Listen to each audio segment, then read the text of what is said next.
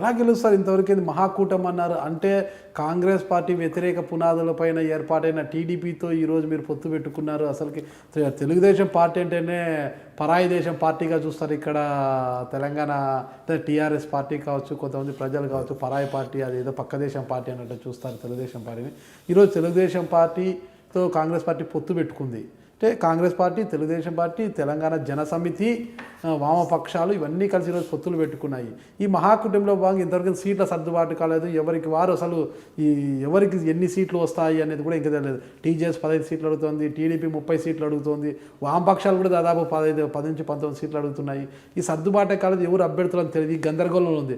TRS మాత్రం అభ్యర్థులు 105 మంది అభ్యర్థులను ప్రకటించేసి ఆల్రెడీ ప్రచారం కూడా స్టార్ట్ చేసేసారు వాళ్ళు.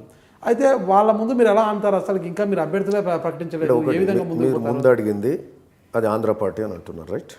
ఆంధ్ర పార్టీ మనకేమన్నారు? పరాయి పార్టీ, పరాయి పార్టీ.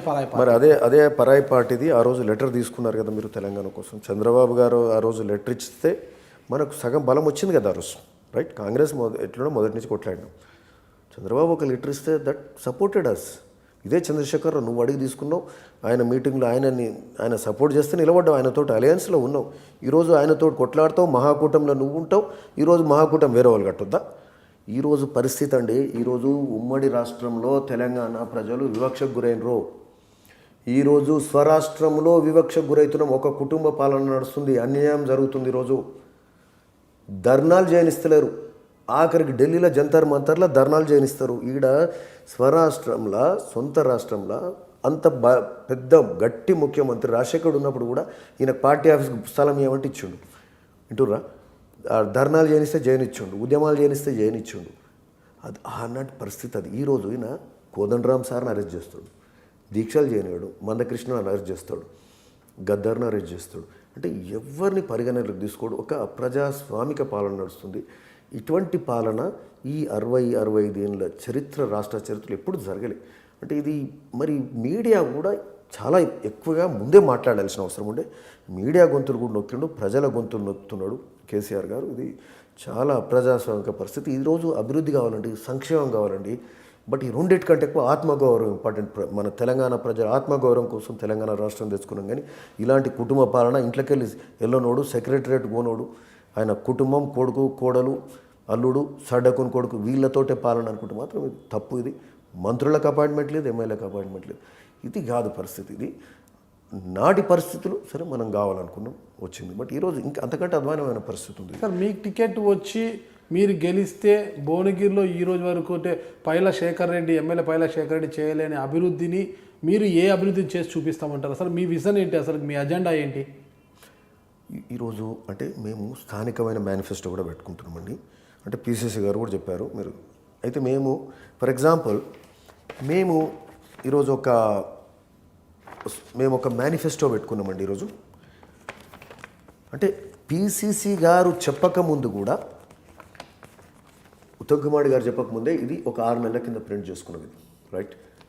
మేము అంటే మాకు మేనిఫెస్టో ఏంటంటే ఈ మధ్యలో మాది ఖరారైంది, ఇంకా మేనిఫెస్టో పూర్తిగా రిలీజ్ కావాల్సిన అవసరం ఉంది. అయితే ఆనాటి నుంచే మేము ఇవన్నీ చెప్పుకుంటూ గ్రామాలు తిరుగుతున్నాం, ఇంటింటి కాంగ్రెస్ కార్యక్రమం చేస్తూ. ఇంకొక 20 గ్రామాలు మాత్రం తిరగాల్సి ఉంది. గ్రామాలు గడప గడప తడుతూ మా యొక్క కార్యక్రమాలు చెప్పుకుంటున్నాం ఈరోజు.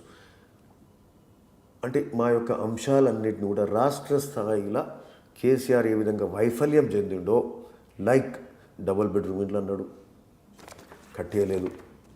ఓకే, ఇంటికో ఉద్యోగం అన్నాడు, ఉద్యోగాలు ఇవ్వలే. రైతు రుణమాఫీ అన్నాడు, 4 దఫాలు చేసిండు, అది మిత్తి కిందికి పోయింది. రైతు రుణం అట్లనే ఉన్నది. మహిళా సంఘాలకు ఆఖరికి పావుల వడ్డీ ఎగ్గొట్టిండు.